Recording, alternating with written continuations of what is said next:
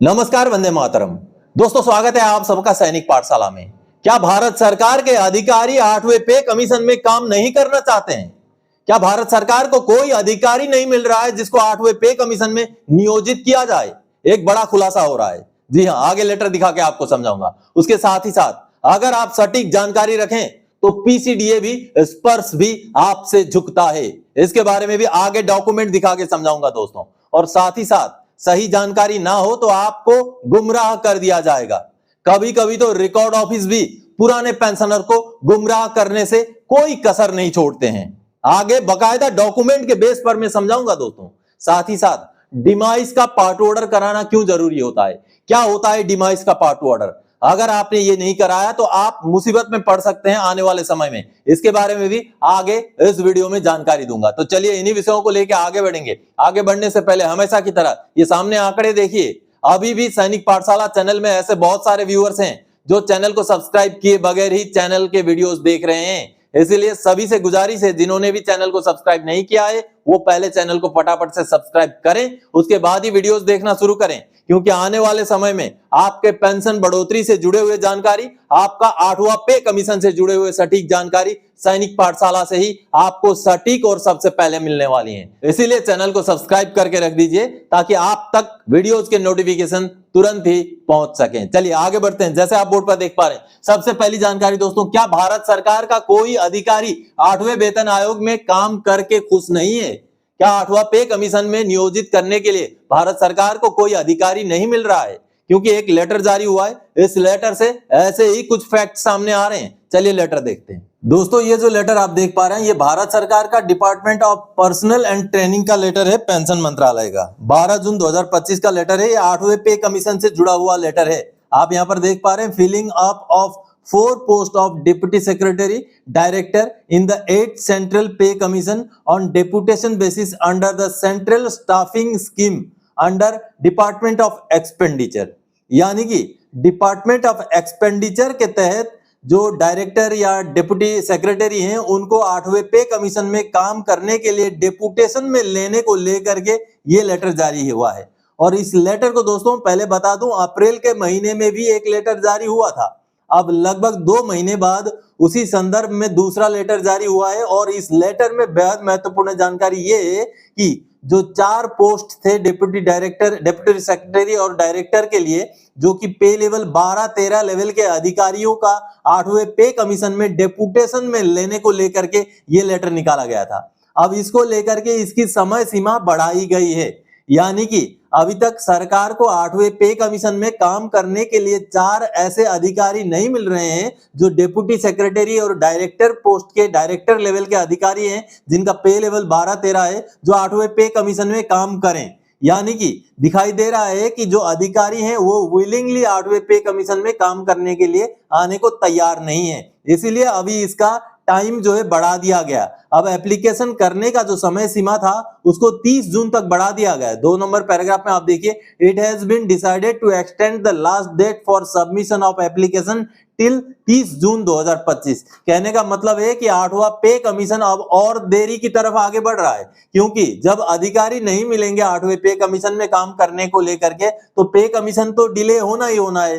तो कहीं ना कहीं पेंशन मंत्रालय का ये लेटर इसी ओर इशारा कर रहा है कि 8वें पे कमीशन में काम करने के लिए बड़े लेवल के अधिकारी तैयार ही नहीं है। नहीं तो अभी तक डेपुटेशन के लिए अधिकारियों का लिस्ट आकर के अधिकारी नियुक्त हो जाने चाहिए थे। लेकिन 12 जून 2025 का ये लेटर इसी बात का खुलासा करता है कि अभी तक सरकार को इस लेवल के डिप्टी सेक्रेटरी और डायरेक्टर लेवल के अधिकारी नहीं मिले हैं जो 8वें पे कमीशन में नियुक्त किए जा सकें। तो कहीं ना कहीं संजीदा मामला है। सरकार को बाय ऑर्डर अधिकारी नियुक्त कर देने चाहिए ताकि 8वां पे कमीशन डिले ना हो जाए। तो आप सबने देखा दोस्तों, पहले ही लेटर जारी हुआ था अप्रैल में, लेकिन अप्रैल के बाद भी भारत सरकार को 4 ऐसे अधिकारी नहीं मिले जिनको 8वें पे कमीशन में नियोजित किया जा सके। और उसका अभी डेट बढ़ा करके एप्लीकेशन का 30 जून तक बढ़ा दिया गया है। कहीं ना कहीं भारत सरकार को नियोजित कर देना चाहिए, बाय ऑर्डर कर दीजिए, नॉमिनेट कर दीजिए। डिले क्यों किया जा रहा है? 8वां पे कमीशन डिक्लेरेशन से लेके अभी तक अधिसूचना जारी नहीं हुई है, 6 महीना चल रहा है। तो ये डिले कहीं ना कहीं पेंशनर्स के बीच में, कर्मचारियों के बीच में निराशा का संचार कर रहा है। तो भारत सरकार को जल्दी से सामने आके 8वें पे कमीशन में सारे अधिकारी, चेयरमैन, मेंबर नियोजित करके अधिसूचना जारी कर देनी चाहिए। चलिए अगली जानकारी की ओर आगे बढ़ते। मुबारक हो, पीसीडीए को मजबूर होना पड़ा, पेंशन बढ़ोतरी पर लगाना पड़ा मुहर। जी हां दोस्तों, बहुत सारे ऐसे केस होते हैं जहां पर पेंशनर का हक होते हुए भी उनका पेंशन कम कर दिया जाता है। लेकिन अगर आप सैनिक पाठशाला से जुड़े हुए हैं तो आपके साथ ऐसा नहीं होगा, आपका सटीक पेंशन आपको जरूर मिलेगा। चलिए डॉक्यूमेंट देखिए दोस्तों। सबसे पहले मैं स्पर्श द्वारा जारी किया गया ये पीपीओ आपको दिखाना चाहूंगा, कॉरिजेंडम नंबर 2, जो कि सुशील कुमार श्रीवास्तव जी का ये पीपीओ है। कॉर्पोरल रैंक के हैं और वो 1 नंबर पे ग्रुप 1 यानी कि एक्स ग्रुप के पेंशनर थे। अब देखिए इनका पीपीओ ये कब जारी किया गया था, ये 22 अप्रैल 2025 को जारी किया गया था और इसमें उनका पेंशन को कम कर दिया गया था। जो पेंशन उनको 22,165 रुपए मिल रहा था उसको कम करके 20,682 रुपए कर दिया गया था, जिस वजह से उनका रिकवरी भी उनके ऊपर लगा दिया गया और साथ ही साथ उनको अगले महीने से पेंशन का कम भुगतान किया गया था। लेकिन दोस्तों सैनिक पाठशाला के साथ जुड़े हुए पेंशनर्स को घबराने की, डरने की जरूरत नहीं है। सैनिक पाठशाला के साथ जुड़े रहिए। अब इन पेंशनर के साथ क्या हुआ है, आगे पेंशनर ने जद्दोजहद करने के बाद पीसीडीए को भी मजबूरन उनका सही पेंशन जारी दोबारा करना पड़ा।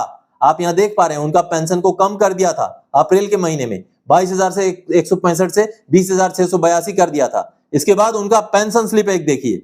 अब ये मई महीने का उनका पेंशन स्लिप देखिए, उन्हीं पेंशनर का है, कॉर्पोरल सुशील कुमार श्रीवास्तव जी का है। ये देखिए उनको 20,682 के हिसाब से पेंशन का भुगतान किया गया मई के महीने तक। उसके बाद देखिए उनका रिकवरी भी, यहां देखिए रिकवरी भी उनको ठोका गया।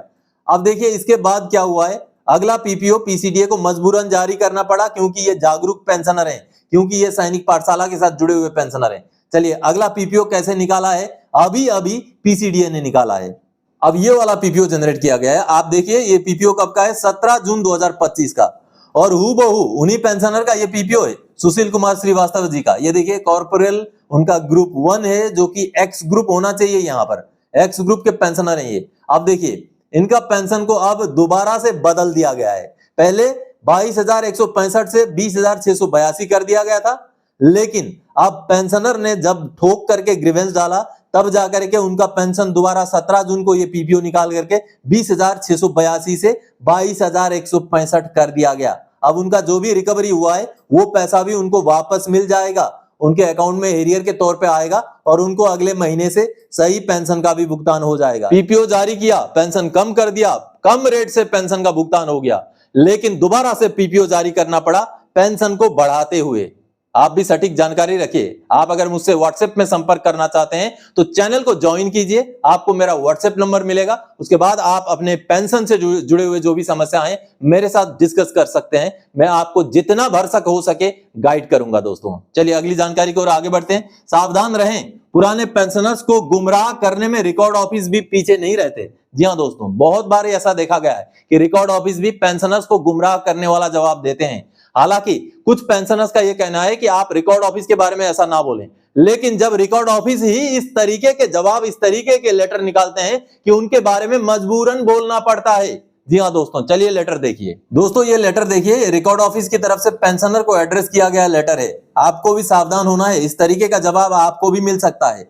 कई सारे पेंशनर मुझसे बोलते हैं कि आप रिकॉर्ड ऑफिस के बारे में क्यों ऐसे बोलते हो, लेकिन जब ये जवाब आप देखेंगे तो आप भी बोलेंगे कि आप सही बोल रहे हैं। अब देखिए यहां पर पेंशनर ने जब एसीपी का क्लेम किया कि मुझे मेरे हस्बैंड का एसीपी के हिसाब से मेरा पेंशन सही करके मुझे एसीपी का फायदा दिया जाए, तो रिकॉर्ड ऑफिस ने क्या जवाब दिया है यह आपको समझना जरूरी है। आपके साथ भी ऐसा हो सकता है। देखिए, it is to inform you that your husband was enrolled in army corps of signal on 12 November 1982 and promoted to the rank of paid acting Naik with effect from 24 July 1995. Thereafter, he was discharged from service on 30 November 2004 on completion of 22 years 19 days service. यहां तक सब कुछ ठीक है कि आपके husband 1982 में भर्ती थे, 2004 में रिटायर हुए हैं, 22 साल 19 दिन का सर्विस करके। इसके बाद पेंशनर को क्या जवाब दिया गया है, गोलमोल करने वाला जवाब। ACP grade old scheme was implemented with effect from 7 August 2003। यहां भी ठीक है। Ex Naik late Radheshyam assumed the rank of paid acting Naik on 24 July 1995। यहां पर अब गुमराह करने की कोशिश कर दी गई है। And discharge from service on 30 November 2004। Hence ex Naik late Radheshyam is not eligible for grant of ACP havildar. यहां पर उनका नायकी के साथ जोड़ करके उनको यह जवाब दिया गया कि उनको एसीपी हवलदार लागू नहीं है। यहां पर नायकी का कोई सवाल ही नहीं पैदा होता है। जब लेंथ ऑफ सर्विस 20 साल हो गया तो पेंशनर को एसीपी हवलदार लागू है। यहां पर नायकी में 10 साल, नायकी में 8 साल, नायकी में 20 साल का कोई सवाल नहीं पैदा होता है।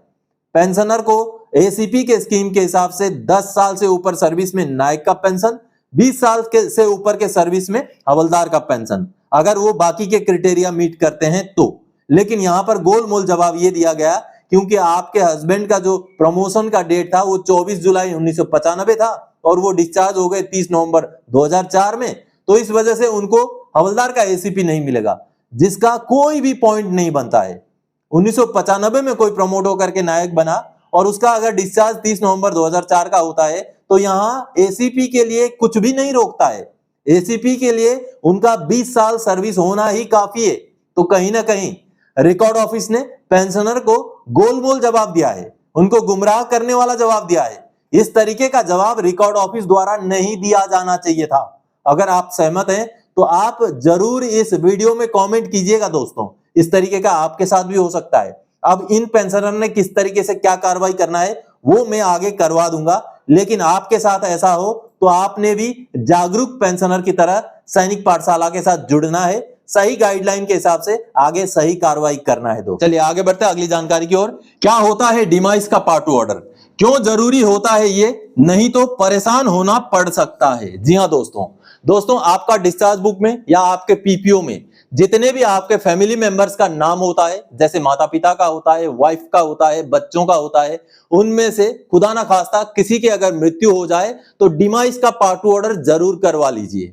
क्योंकि डिमाइस का पार्ट 2 ऑर्डर जब रिकॉर्ड ऑफिस करेगा, ये सामने आप एक लेटर देख पा रहे हैं जिसमें पेंशनर का जब डिमाइस का पार्ट 2 ऑर्डर, उनकी वाइफ का डिमाइस का पार्ट 2 ऑर्डर किया गया, विजया जी का जब देहांत हुआ तो रिकॉर्ड ऑफिस को डेथ सर्टिफिकेट वगैरह भेजने के बाद जब डिमाइस का पार्ट 2 ऑर्डर किया गया, उसके बाद रिकॉर्ड ऑफिस ने इस तरीके से इस लेटर को जारी करके पेंशनर को इन्फॉर्म किया कि हमने आपकी वाइफ का डिमाइस का पार्ट 2 ऑर्डर कर दिया है। अब इसके बाद अगला प्रोसेस है कि आप स्पर्श के अंदर लॉग इन हो और जिन भी पेंशनर के जिन भी फैमिली मेंबर का डेथ हुआ है, डिमाइस का पार्ट 2 ऑर्डर हो चुका है, उनका डिमाइस का अपडेट जरूर भरें।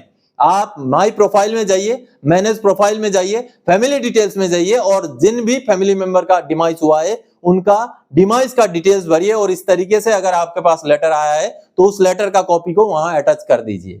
दोस्तों डिमाइस का पार्ट 2 ऑर्डर कराना जरूरी होता है। अब जैसे इन पेंशनर का मैं बोलता हूं, अगर इन पेंशनर का वाइफ की मृत्यु के बाद अगर दूसरी शादी वो करते हैं तो डिमाइस का पार्ट 2 ऑर्डर नहीं किया है और दूसरी शादी का पार्ट 2 ऑर्डर कर दिया तो बाद में जब फैमिली पेंशन शुरू होना होगा तब बहुत मुश्किलों का सामना करना पड़ सकेगा उनकी जो रीमैरिज किए हुए वाइफ को। और इसी तरीके से बच्चों का या माता पिता का भी डेथ का अपडेट डिमाइस के पार्ट 2 ऑर्डर के जरिए जरूर करवाइए ताकि आने वाले समय में डॉक्यूमेंटेशन में आपको कोई तकलीफ, कोई परेशानी ना हो। तो दोस्तों आज के इस वीडियो में इन्हीं जानकारियों के साथ आया था। आगे और कोई जानकारी आपसे सरोकार रखने वाला विषय लेकर मैं फिर से हाजिर हो जाऊंगा। तब तक के लिए जय हिंद दोस्तों।